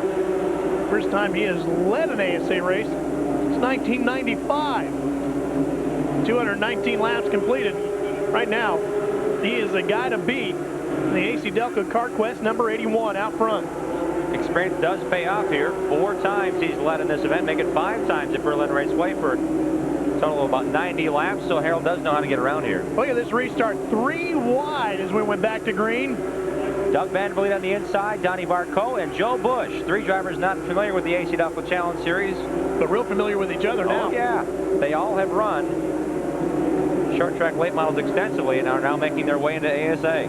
Mike Eddy was right behind them. Harold Fair, Brandon Sperling, Mike Eddy, Scott Hansen, Dave Sensiba in the MC Sports Car. That's your top 5. Beebe, Bush, Mike Miller, Steve Carlson, and Kevin Sawinski, your top 10. Steve Holtzhausen brought up the last caution. He remained on lead lap. He's in 18th position, but Mike Eddy now trying to put him 1 lap down in the 5 car. Sperling in this pack as well in that black 51. Good run for him. He's listed in 4th right now, and he's going to get that new sponsorship from Truck Air Transfer. So that's a great way to welcome a new sponsor to the series. That's a kid who's just needed some solid funding and equipment. He's been up front every time he's been handed a good piece of equipment. Big tip of the hat to John Boskin and his Ohio-based crew just out of Cincinnati. Norm Sperling and Brandon teaming up with John, who had done a number of things with Dr. Yo Conley over the number of years, and working out of Glenn Allen Jr. and Glenn Allen Sr. shops near Cincinnati. They've really put together a great program this year. Brandon has run better than what the results say. Unfortunately, they've had a couple of gremlins bite them to prevent better finishes, but he had an 8th place finish at Jefferson, Georgia. Ran 2 top 10s back-to-back at I-70 and Wisconsin International, and is coming off just an 11th place finish 2 weeks ago. So they certainly are on an upswing, charging through the field here at Berlin tonight. Holtzhausen in the 5 car is listed in 18th position. Trying to get back up. Just gone a lap down. Stayed on the racetrack because when he spun, he thought track position and maybe you get a quick caution to come in and change those tires. It's cost the defending race winner of the Michigan 300. Holtzhausen becoming the 4th different driver to win at this racetrack. All the drivers from the state of Wisconsin, ironically. Oh, major contact with Mike Miller, too. The Uniseal, number 18. Miller, he sits in 6th position. Now, here's a fight for the lead. Look at this. Mike Eddy on the inside. The Goodwrench Service Plus, number 88. The black car. The Polar Bear challenging Harold Fair for the lead. The white 81 of Fair slipping back into 2nd place. Could this be the night Mike Eddy gets his first win? His car's been handling great as we see him come off of turn 3 and 4. Keep your eye on the right arm of Mike Eddy. He's got the wheel turned. It's a constant radius turn, but as he came through that corner, no wiggling, no bobbing, just had a smooth line off of turn number 4 and took the lead away.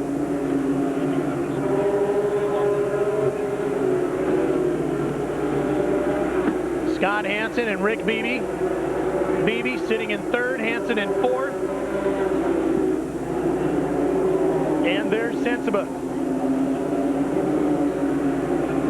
Boy, the driver of that MC Sports number 6 is a hungry guy too, isn't he, Jim? The guy looking for his first ever win. The grandstands would come apart if Dave Sensiba would win here at his home track. His dad, Bob Sensiba. Between the Sensibas and the Bensons, they have owned this racetrack. Doug Mayer visiting pit road in the no-touch number 11. Something wrong with that car. And Sensiba up inside of Hansen now.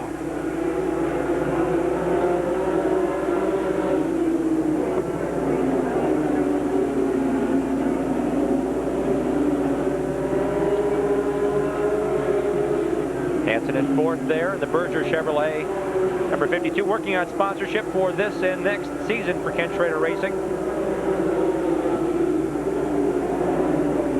Scott says that Kenny is very pleased with the performance of this team. Happy with the way things are going.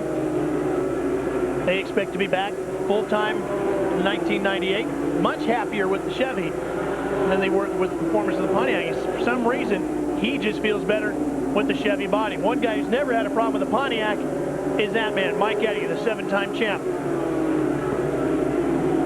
He had run a Buick with Howe Enterprises. It was a green number 88, and he was very successful in that car. Started in a brown 88 Camaro. So he's run a number of different things, but really has made his mark in the AC-Delco Challenge Series since the inception of television into the series and the infusion of great sponsors like Good Wrench. He's been running and winning and leading a ton of laps at Pontiacs. Well, Harold Fair is still second, Dave. What's the story with the 81? Well, they're not sure that they have a winning race car, but similar to what we saw 2 weeks ago at La Crosse, the new tires did not add that much speed to the other competitors. So, with just about 70 laps to go, they decided to roll the dice and just stay out. And as you can see, after Mike got around Harold, he didn't go that much further ahead. Most of the teams will tell you, Jim, that the new tires are good for maybe a dozen laps, and once you get past that point, they start to drop off a little bit, but of course they drop off for everybody and then they even out.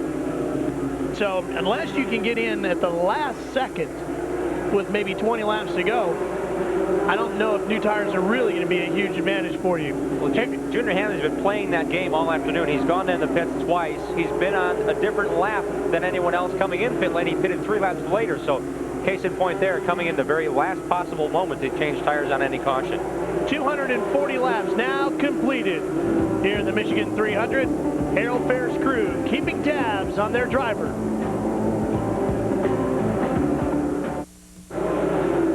Pretty easy to guess who this guy's favorite race car driver is. A lot of people here in Grand Rapids, big fans of Johnny B. And Mike Eddy.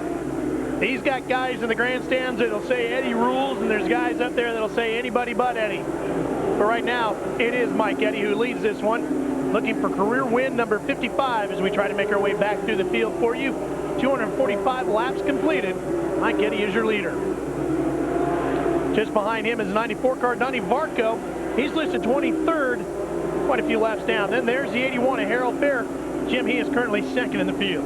That Dana Victor Ryan's number 81 is certainly putting on a great run here. The team getting together. Rick Beebe behind him. Holding off Rick Beebe for the time being. Beebe's been strong. He's led earlier tonight, hanging on to third. He's third in position. There's the MC Sports car number 6 of Dave Sensiba. Sensiba currently 4th in the field. Here's the 26 and the 52. Now Hansen is in the 52. He is in 5th, but the 26 car of Bill Baird is all the way back into 20th. Yeah, 1 lap down is Bill Baird, and Hansen goes to the inside. Baird making way there. Behind them comes a 15 of Dennis Berry on the inside. The bottom, Berry is back in 21st position. The 18 car of Mike Miller is that red number 18. He is in 6th position right there. Behind him is the 51 car Brandon Sperling.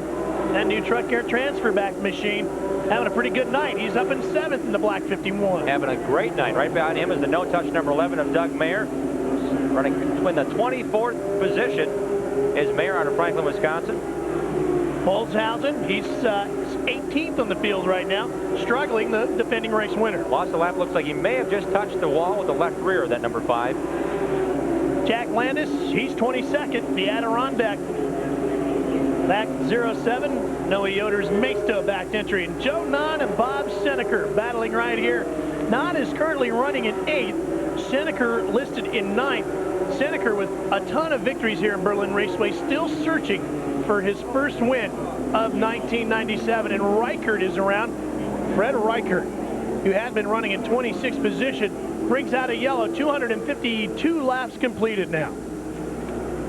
Over in turn number 2, and Reichert gets it back going. You see the hauler noses and the landing off of turn number 2. No back straightaway wall, but it has not posed any sort of problem. If anything, it's given these drivers enough bravery to go 2-3 wide down the backstretch here at Berlin. Let's see if we can figure out what happened to Fred. There's right ahead of the race leader. We see the white and black number 16 of Reichert. Just cooked in anything, a little too hot? He may have gotten on the gas pedal a little too soon and a little too hard off of turn number 2. The track getting a little bit greasy. These cars, you can talk to any of these drivers, a lot of finesse with the gas and the brake pedal, and Reichert making his first career AC-Delco Challenge Series start has brought out the event's 8th caution.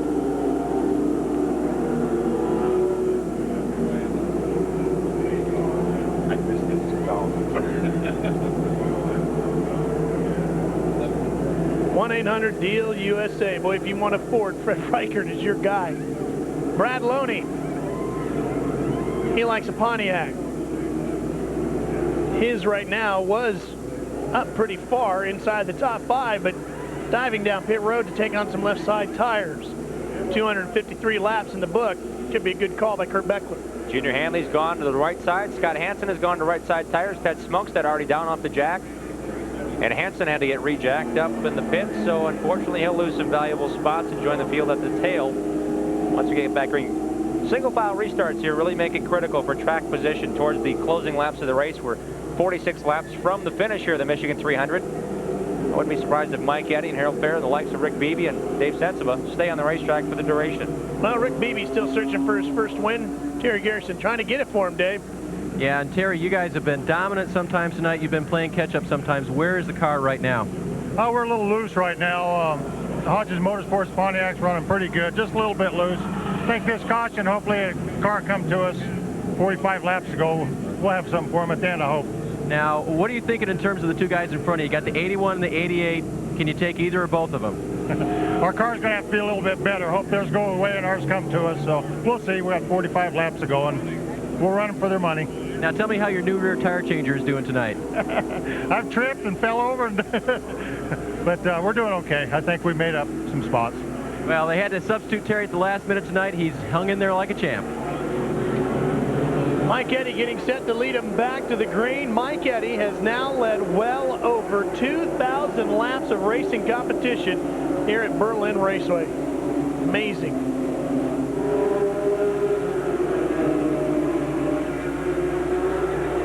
Look at the fight between Sensiba and Rick Beebe. Back and forth. Third, actually. Beebe holds on to third.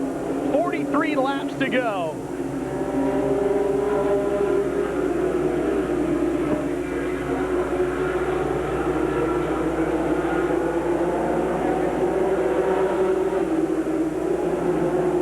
You know, the first 8 times, as Billy Turner runs to the bottom, first 8 times the AC-Delco Challenge Series came to Berlin Raceway, only one of 2 guys found their way into victory lane. Bob Seneker or Mike Eddy. Bob won the first 4, then Mike won 1, then Bob won the next 2, and then Mike won 1. The first guy outside of them to win here was Butch Miller. Butch did it in 1985. Mike quickly put an end to that. He came back and won the next 2. Dave Sensiba getting 1 spot closer to Mike Eddy as he gets underneath Harold Fair. Here comes Mike Miller into the inside of that Uniseal Pontiac. A little rubbing there as he gets up into that rear quarter panel on Harold Fair. Touch and go for Mike Miller into the 4th position, and 5th is Harold Fair, 6th Brandon Sperling. Definitely within sight of Mike Eddy, who's enjoyed up to a 4-second advantage.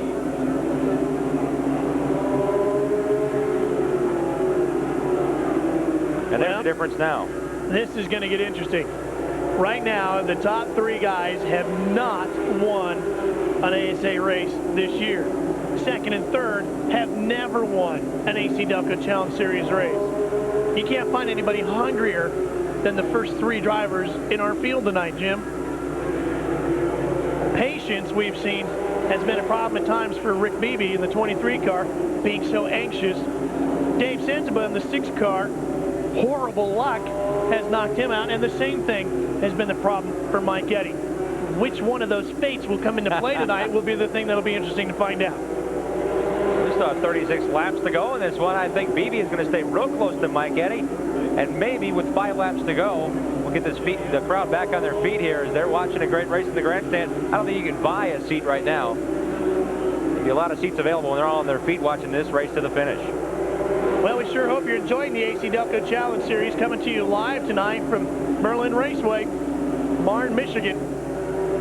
The tour moves on next week to Anderson, Indiana, the hometown for the AC-Delco Challenge Series, the High Bank Quarter Mile. After that, it's on to the biggest racetrack the ASA Series visits right now. We'll be headed to the Milwaukee Mile. August 24th, you'll be able to catch live ASA coverage. We'll be live as well from Anderson. And then from there on Labor Day weekend to the beautiful half mile, the Minnesota State Fairgrounds, Minneapolis, Minnesota, St. Paul area. You'll see all that live. Check your local listings. as Rick Beebe had earlier in the race, has kept his car to the very bottom of the racetrack. We see Mike Eddy drifting up just a bit. That is exactly where Jay Sauter passed Mike Eddy off of turn number 4 for his lone victory in the ASA Challenge Series back here in 1992. Sauter's only one of 4 drivers ever to break the Michigan lock here. Kevin Sawinski, Steve Holtzhausen, among the other drivers. Looks like Mike's got a bit of a push in turns 3 and 4. Dennis Latman also won here in 1993, but you're right. Mike Eddy's car is pushing up. Beebe can snip it. He's real good on the bottom, isn't he? His car is handling wonderfully. 30.5 laps remain now as he now gets right underneath Mike Eddy and looks low. 16 cars on the lead lap. And as Mike Eddy continues to slide up the racetrack, you know Beebe's going to keep an eye on that. And they are coming up on lap traffic. Doug Vandervliet, a super stock racer. Now the next car in line here, right ahead of the leaders. If you're Rick Beebe, how long do you wait? You got 29 laps to go. Do you try to push to get around him now? Or do you wait? Do you try to get in front and then hope you can hide in the traffic? If you're Sensible, look at Beebe. He's really charging there. I don't know if Sensible is losing ground with these guys. He seems to have fallen back about half a car length. There was a classic battle waged here between Mike Eddy and Butch Miller in 1994. That was unbelievable. They were going 2 and 3 wide around cars, under cars, switching grooves the last 20 laps of the race. Mike ended up holding Butch off for the win, but if anyone knows how to get through traffic, it's Mike Eddy. I'm believing Rick Beebe wants to get around Mike right now before that traffic plays a factor. Fight for 6, a good one between a couple of the young hard chargers. Joe Knott, the 48, the red car, and Brandon Sperling in the black 51. Fighting inside the top 10 for 6th. Bob Seneker coming along with him. He is an 8. The old veteran trying to get up there and mix it up with these young Lions.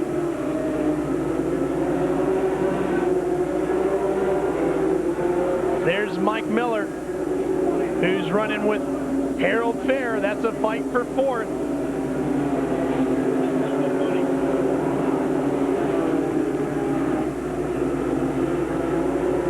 Harold Fair having a great run tonight. Without his crew chief, Harold Fair Jr. That's right. His son, normally his crew chief, driving tonight, the 80 car, having his problems. Dad, meanwhile, having a pretty good show. Jim Goods, Dick Gator, overseeing the efforts of Harold Fair Sr. tonight in a great run. Harold had a podium finish earlier this year, but this certainly would bolster their efforts heading into the tight quarter mile at Anderson and the big Milwaukee Mile in the next 2 weeks.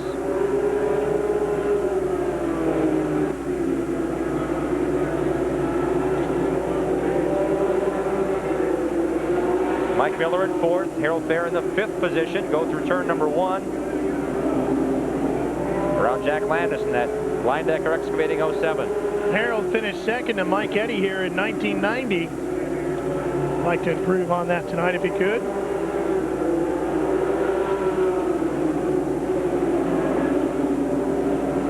Mike Eddy has a 2-second lead on these pack of Mike Miller and Harold Fair, but between them are cars running 2nd and 3rd, Rick Beebe and Dave Sensiba. Mike Eddy, Rick Beebe, and Dave Sensiba all looking for their first victories in the 1997 ASA season. We're going to step away so we can bring you the green flag. They're enjoying the action here at Berlin Raceway, and they've seen a great race tonight from the AC-Delco Challenge Series. And if either one of the top 3 cars can hang on for the win, Mike Eddy, Rick Beebe, or Dave Sensiba, it will be the 7th different winner on the 1997 ASA Tour. 12 races in and 24 races in for Mike Eddy without a victory, going back to last June. Looking for his 55th career win, 2nd on the all-time win list, behind Bob Seneker, who has 82. A dozen laps left in the top 3 are separated by a single car length. Sensiba has had a very smart, very strong race. Has pitted, I believe, in sequence with Mike Eddy, and has stayed right there with him to the end. The MC Sports Batch driver in car number 6, having a good show. His dad, of course, one of the crew members for Mike Eddy. Bob Sensiba has had about 10,000 laps around this racetrack, too, in a Super Late Model and an ASA. Rick Beebe, boy, you just don't know who to pull for here, Chip. You know, of course, we're so anxious to see Rick Beebe and Davey Senseman get their first ever ASA wins, and Mike Eddy were just waiting for him to break that drought. One way or the other, it's going to be an exciting finish here tonight at Berlin. Glad you've been able to join us. We hope you're enjoying our live coverage of the AC-Delco Challenge Series here tonight. If you're just tuning in, finding where Kevin Sawinski's running, he's running in the 10th position, the driver that dominated early on this year. Runs in 10th. Brandon Sperling all the way back in 7th, fighting off Bob Seneker. He's still looking for his first career win of 97. Here comes a good battle for the lead as this one starts to wind down with 8 to go. Sensiba cutting to the outside. Beebe starting to pound on the rear bumper of Mike Eddy. To the inside comes Beebe. Mike Eddy trying to hang on the outside. Beebe gets a little bit loose as they come off of turn 4. He'll get credited with the lead on that lap. Now he slides in front of him. Sensiba comes up behind Mike Eddy. 7 laps to go. Sensiba may take second away before this is over. This one's going to come down to the wire. Stay right where you are. This crowd here at Berlin Raceway standing up, catching every bit of this as the AC-Delco Challenge Series puts on another great show. Beebe now starting to try to pull away as they work their way through traffic. But remember, Jim, even out front at La Crosse, traffic got in the way and cost Beebe. So just because he's out front doesn't mean this one is over. He has the best seat in the house right now, Rick Beebe does, because Sensiba is now trying to overtake Mike Eddy. Eddy's worried about holding second rather than challenging, which caused a little bit of pressure on Beebe a race ago that may have cost the decision to go inside of Junior Hanley one race ago, costing him ultimately the win. Here, clean racetrack ahead, and a great battle for second leaves Beebe free and clear. Well, and we talked about how Mike Eddy's car has been pushing, but Sensiba trying to get around him on the outside. That's really going to be tough because Mike's going to be pushing Dave right up to the wall. Rick Beebe's crew, fingers crossed. Terry Garrison has seen his driver in this position before. With 3 laps to go, he ended up on the front straightaway wall at La Crosse. Mike Eddy trying to hold on for second. He is 10th in the point standings and wants to move up. But here comes Sensiba across the line to take second. They nudged. Got together there. Mike Eddy not done yet. Beebe pulling away now in the lead. Could he get his first ever AC-Delco Challenge Series win? Dave Sensiba takes second place away from Eddy, and the white flag is out. Rick Beebe, the Merriam, Kansas driver, looking for his first ever career AC-Delco Challenge Series win, is 2 corners away from finding his way to victory lane. Checkered flag, and the first career AC-Delco Challenge Series win goes to Rick Beebe. Good fight for 5th to the finish goes to Harold Fair Sr., but Rick Beebe has finally done it. After being as frustrated as you possibly can, the St. Louis gear back driver will find his way to victory lane. Dave Sensiba will take second, Mike Eddy third, Mike Miller fourth, and Harold Fair will beat Joe Knott back to the line for 5th. This one is not over yet. Stay where you are. We're going to victory lane to meet a first-time ASA winner when we come back to Berlin. The AC-Delco Challenge Series is brought to you in part by your GM Goodwrench service dealer. We want your business. Well, after 47 tries, and we talked about the tears of frustration at the beginning of the show, Rick Beebe has finally found his way to victory lane on the ASA Tour. Dave?